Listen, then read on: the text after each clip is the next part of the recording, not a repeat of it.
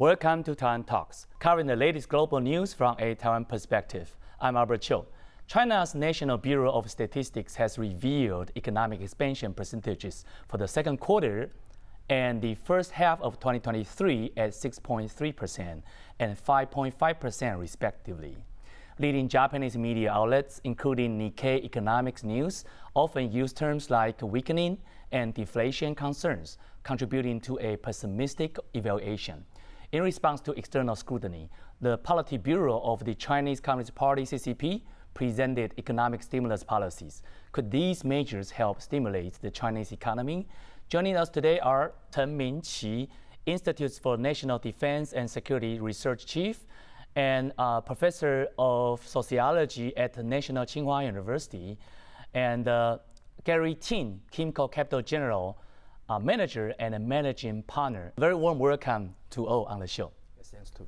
Okay. Happy to be here. China has recently revealed that second quarter GDP growth rates for this year was 6.3%, below the widely predicted 7.1%.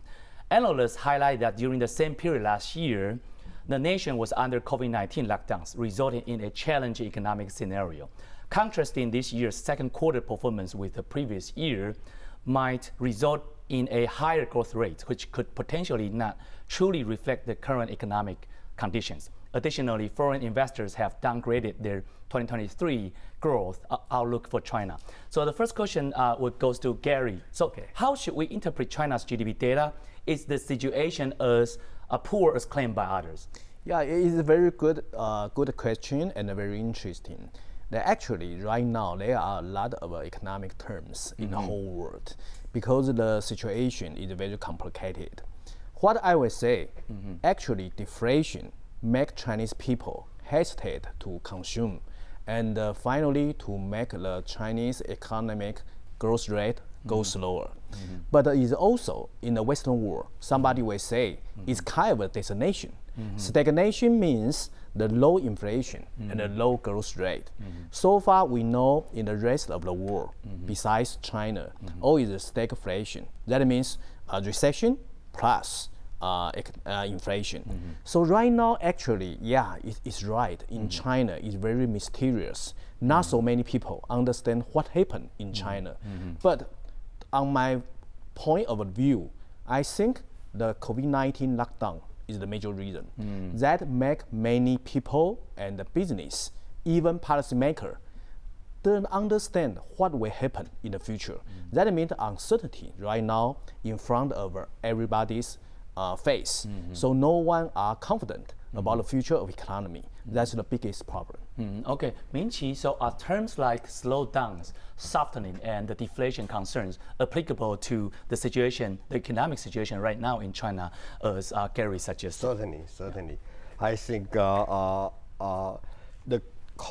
zero COVID policy contribute to this current slowdown, but one might wonder, this actually, according to my observation, ever since 2013, when Xi Jinping took office, the economy has gradually skyded down.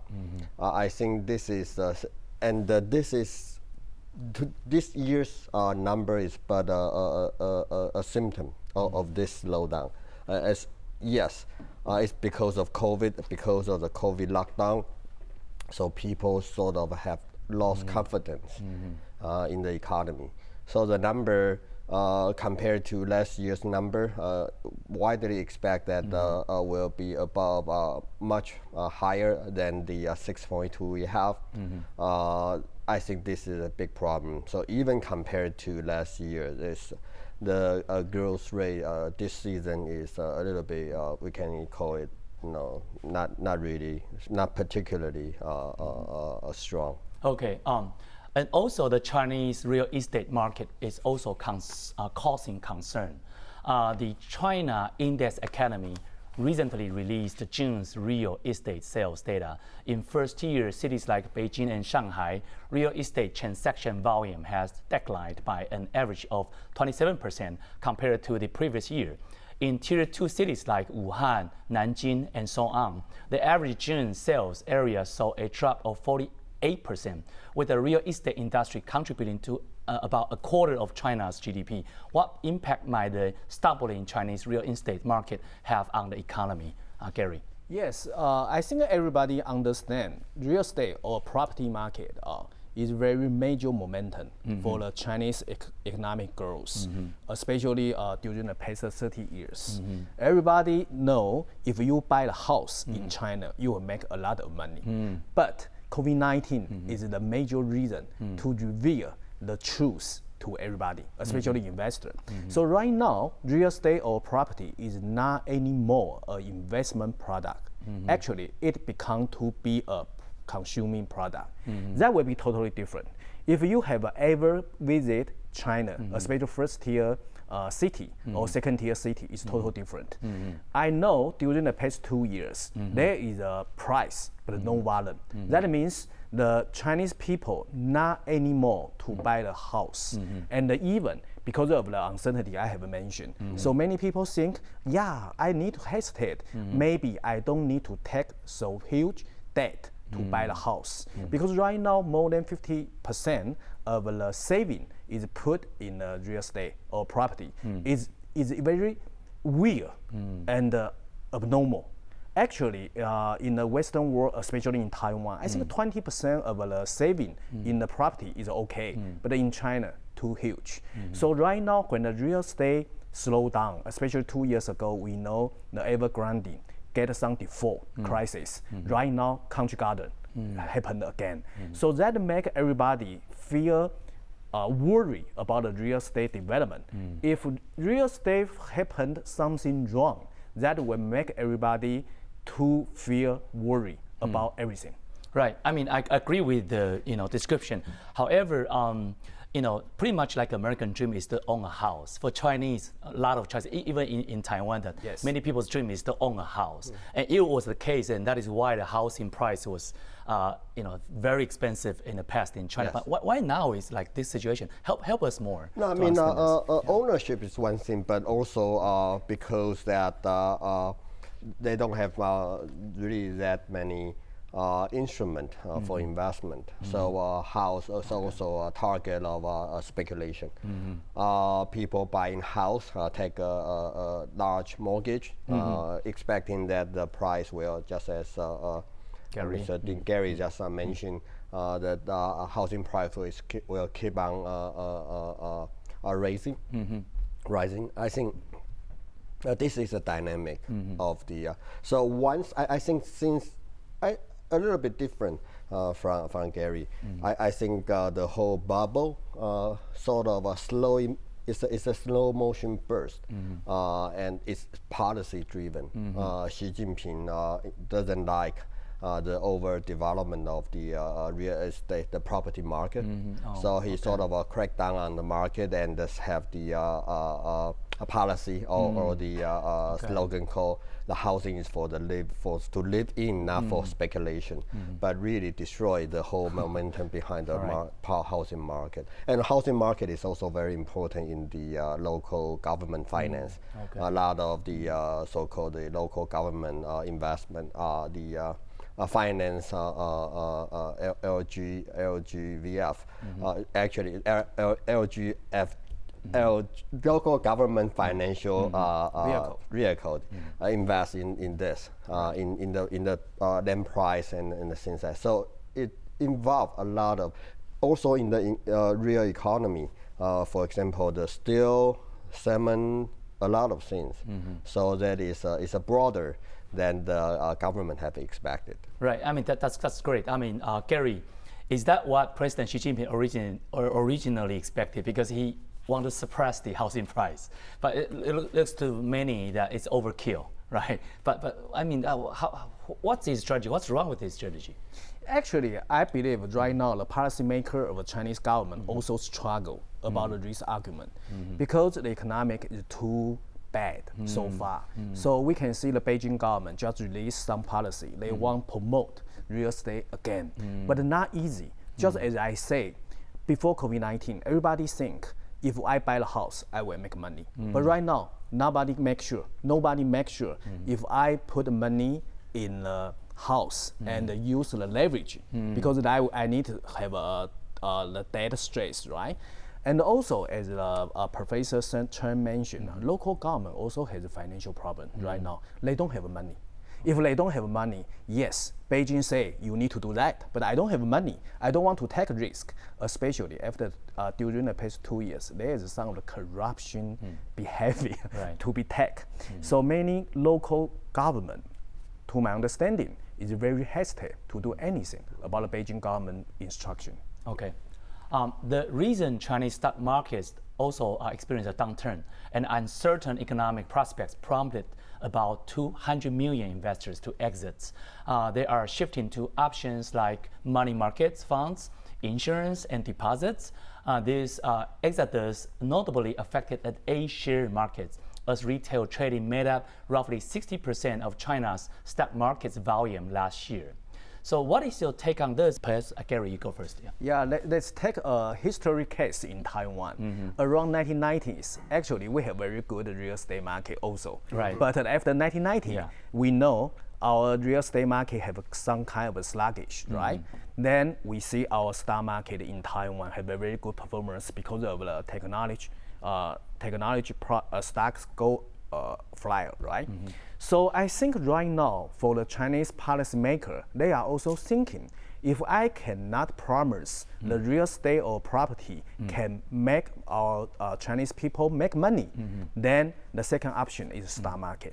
So that's why we see last month, July, this is the first time for the Chinese security house to launch kind of a mutual fund global summit in Beijing.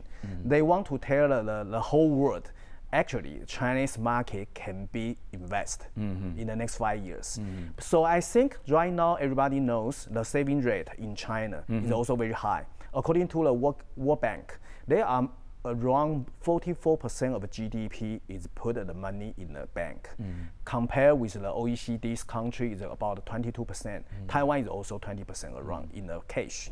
So right now, a high saving rate, and they want to promote stock market. I believe the policymaker of Beijing want to trying to lead the money, including FDI from the rest of the world, to invest in the Chinese stock market. Okay, that's a very interesting observation, because normally one of the culture, when we were younger, our parents always encourage us, to save more money instead of spend. So Ming-chi, so does the saving culture in China now really deters the another active stock markets in China, you think? Well, the root reason is the saving culture is one thing, but the real problem is that the policy uncertainty, just as mentioned. We don't know. I mean, the consumer or the depositor, they don't have confidence in the future. They don't no longer trust the government's policy. So I think the thing is that they are not performing very well. You have a lot of companies, for example, the Country Garden just default on its foreign loans. I think none of this will contribute to enhance people's confidence in the market. So this is a confidence issue. If we don't tackle, if the Chinese government don't tackle that, everything will be in vain. The Polity Bureau of the Chinese Communist Party has introduced economic measures intensifying macroeconomic policy regulation, refine real estate policies, and boosting domestic consumptions. Let's now kind of shift the gear a bit, assess the potential impact of these policies on China's economy. So my question is, China's National Development and the Reform Commission, for abbreviation NDRC, released a document named Initiatives for Stimulating Consumption and Promoting Growth, targeting consumer sector like automobiles, housing, and electronics, aim to boost domestic demand.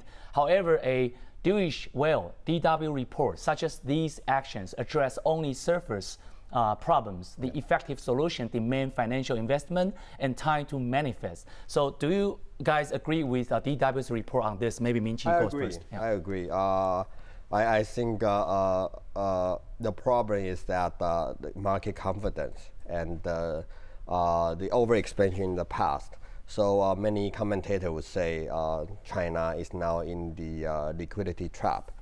That means that it's no longer be able to use the monetary policy, and so they use these 20 measures try to save the economy. But I have I'm very skeptical about the effectiveness of these 20 measures. First, the thing is that if it's not because of weak consumption. Yes, we can see a weak consumption, and we see that consumer doesn't have the confidence level is low. But the thing is behind this is that they don't have enough income. So this none of the 20 measures tackle the problem. So they probably want to boost the real estate economy, real estate market, and they want to send more EV to the countryside. Again, I mean, they use the countryside as a solution for their current problem, but probably not this time. It's difficult for them to do this, so they have to, if they want to be effective, they have to put money in people's pockets, so they will begin to consume. They will begin to buy things. For the unemployment rate is high, housing market is not good, so none of this will increase people's income. So I think this is a big problem, and also because of local government doesn't have enough money, they begin to charge levy on the average people. So they also repress the income. In addition to the waning economic momentum, China faces another new challenge, that is foreigners are less interested in visiting China. In the initial quarter of this year, travel agencies managed only 50,000 inbound tourists, in contrast to 3.7 million in the first quarter of 2019.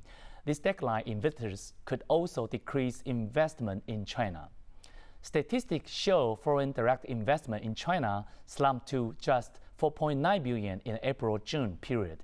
In the second quarter of 2023, foreign direct investment in China slumps to the lowest level in the second quarter of 20 years.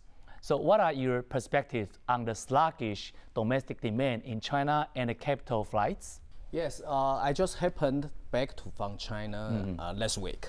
Yeah, actually, if you have opportunity to visit Shanghai, for example, not so many foreign tourists, it's the truth.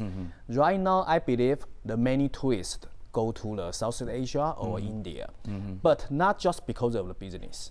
I believe there is some the flight have not kicked off until now. To my understanding, right now just 10 to 50% of the flight recovery between the Western world and then China. That's the major reason. But COVID-19 lockdown last year, yes, it's kind of a scare many foreign investors. So many of my friends from the Western world, right now they are trying to find alternatives to investment, including, as I mentioned, Thailand, Mainland, or Indonesia, or India. So that's a big problem for China. Okay, so Ming-chi, what's your observation of kind of this downturn in the number of visitors to China? Well, from that list, I would like to add they also are highly suspicious of the foreigner. So the problem is that they keep on having contradictory policies. For example, you have the anti-espionage law just take effect. I think that is not particularly conducive to increase the number of foreign visitors to China. And also in Taiwan, we have a case. College professor lead a group, a delegation, go to China and got stopped at the airport and interrogate for 4 hours, 5 hours. I don't think this is going to encourage more foreigner to visit China. So right. I think this is the policy contradiction there. Right. I mean, it's very sensitive for Taiwanese scholars to visit China. Yeah. We knew that in the past, several cases, scholars were detained for a year, 6 months, 2 months, for no reason, or the reason that does not really make sense or has any legal basis. So this is kind of good to remember. So considering the mentioned strategy in stabilizing the market, let's come back to the China's economy. Are Beijing's methods appropriate? If we were like trying to be helpful to the Chinese government, so Gary, what's your suggestion to the Chinese government if you don't want to really rescue the economy? No matter is it stagnation or deflation, that's a big problem. I believe Chinese government don't want to be a second Japan. We know Japan is a deflation case, right? But right now, as I mentioned, uncertainty is the biggest problem for the Chinese people. And actually, we need to look at China. It's totally different compared with 30 years ago. 30 years ago, the whole world look at China. It's kind of the hugest market, and they want to work with the whole world. And it's poor, they need help. But right now, everybody look at China as they are rich, they are mean, and then they want to steal something from our country, right? So it's totally different. And also, especially right now, China is kind of an old age society, and the birth rate is very low. So that means the generation is totally different compared with 30 years. So right now, I believe it's second chance for China to recovery, but not easy. Okay, so Ming-chi, if we were trying to be helpful to Chinese government and tell them what to do about the economy. Well, first is to increase people's income. I think for example, Taiwan, we have a medical care, and China also, they have to pay most of the medicine out of their own pocket. So anything that can increase their income and the spending power, that is the first thing to do. But the most important thing is still go back to confidence. Xi Jinping cannot, keep on make a lot of policy U-turn. That way, they will scare the foreign investor, and the foreign visitor will not visit China, and also, the domestic consumer would unwilling. If everybody unwilling to invest or to consume, if everybody is engaging in the so-called run, then it's difficult for government to use this stimulus to try to help the economy. So increase the income. And second, reduce the policy uncertainty. That's well, actually, one of other concerns would be like wealth disparity. The wealth gap between the have and the have-nots are really large, and that used to be one of the major issue for Xi Jinping to tackle. But now it looks like everybody becomes poorer, and that's even worse for them. Okay. Should China's economy keep decline? Now, let's make a connection between economy and politics. How will this affect its political and trade ties with the United States? First of all, Ming-chi.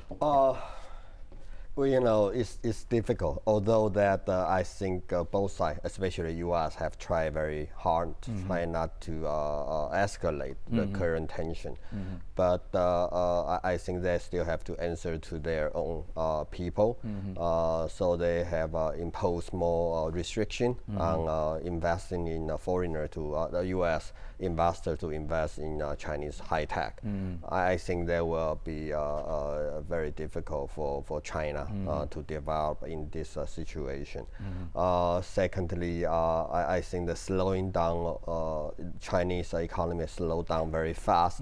They're going to affect the global economy. It's now the number one or number two economy in the world. If that is slowed down very fast, I think that is not going to be very good situation for the world. So they have to manage, try to have live with each other. But still, the problem is that Xi Jinping keep on making a lot of U-turns, even in the Sino-U.S. relationship. So I think the thing is that they got to have a thing that make people believe in their behavior. Okay, Gary, so will this situation further will drive a more assertive China under Xi Jinping, or might it bring back a restrained approach from Deng Xiaoping era, make it China more like self-restrained or more assertive? Yeah, actually, it's not easy. Why? Everybody knows Xi Jinping is kind of a different leaders compared with the predecessor. So right now, I believe there is some belief in Xi Jinping. They want trying to bring the China go to kind of quality development. That quality development means they are hesitant to put the stimulus for the Chinese economy. But they won't focus on the, for example, battery or semiconductor to develop for Chinese economy, but not easy because the United States understand that and put a lot of stress on that. But during the, I think 2 months ago, there is some kind of a change in the G20 summit. No decoupling, they call de-risking. De-risking, but yes. don't forget, next year there is a big election for the United States. Right. So many uncertainty also in front of that. So I think geopolitical is always complicated, especially when we look at the Chinese economy. Okay, the really last question, let's kind of quick a bit. The India, let's bring in India. India's population has officially surpasses China's, making it the world's most populous country. So do you think that India is going to replace China in the future, economically, politically, strategically? Ming-chi? Yeah, strategically and politically maybe, but economy still have a way to go. We know that a lot of Taiwanese businessmen and the global investor have now have a strong interest in Indian market. This is no doubt a good opportunity for them, but we don't know whether they can overcome those bureaucratic hurdle, and a lot of the government, central government and the local government doesn't sing the same tune. I think this is a challenge, but there is potential. We can see that it's like China 30 years ago, but don't forget China at that time with Deng Xiaoping and his follower. They sort of invest a lot in this that make people believe. Okay, quick comments on India. Yeah, I agree with what Professor Chen mentions. India, the water is very deep, and it's not another China. So if you want to go to the India, you need to have your own strategy and a smart strategy, not just hard working.